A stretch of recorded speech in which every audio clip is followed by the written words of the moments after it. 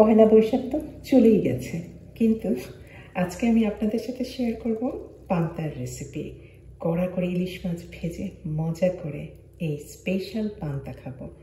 যে সে পান্তা না, আমার সাথেই থাকুন। রেসিপিটা দই পান্তা। পান্তা ভেজিয়ে রাখার সময় আমি গত রাতে যে পরিমাণ পান্তা খাবো, আমি কুকড রাইস ঠান্ডা পানিতে ভিজিয়ে রাখছি। এটা সারা রাতই রুম টেম্পারেচারই থেকে যাবে। এখন গরমকাল, খুব সহজেই কিন্তু এটা ফার্মেন্টেড হয়ে যাবে। পরের দিন সকালবেলায় পান্তাটা মাখবো।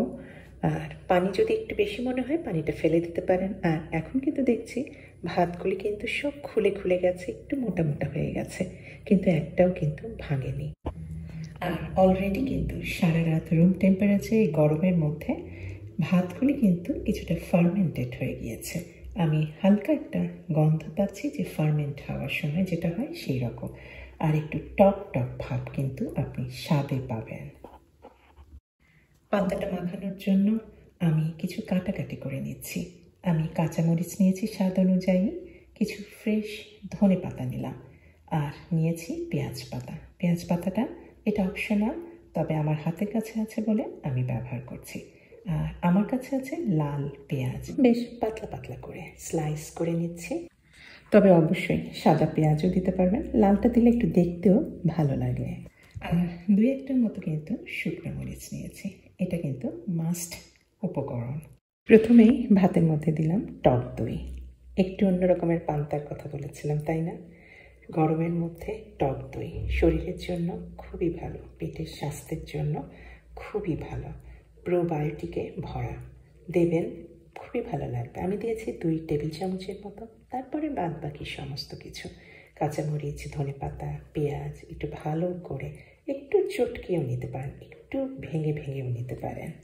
লবণ তো দিতেই হবে, লবণ দিয়েছি স্বাদ অনুযায়ী। তবে পান্তা মাখানো এখানেই শেষ না, পান্তা একটা ফোড়ন দিতে হবে।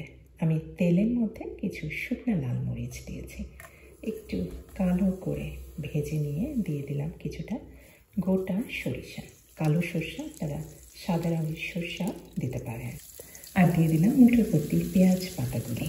একটু ভেজে নিচ্ছি, ভাজতে ভাজতে পেঁয়াজ পাতা ভাজার একটা হালকা সুগন্ধ পাচ্ছি।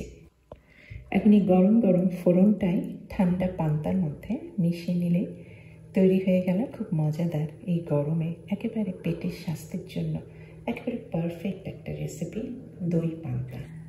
আমি কিন্তু এই পান্তা, দই পান্তা খাইনি। আপনারা খেয়েছেন কি না জানি না, না খেয়ে থাকলে অবশ্যই একবার ট্রাই করবেন। ভর্তা দিয়ে তো খুব মজার করে এই পান্তা খাওয়া যাবে।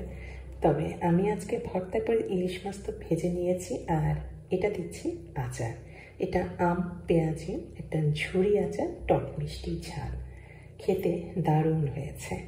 এখন খাওয়া দাওয়ার পরে দিতে হবে একটা লম্বা ঘুম। সবাই ভালো থাকবেন। আজকে এই পর্যন্তই। আল্লাহ হাফেজ।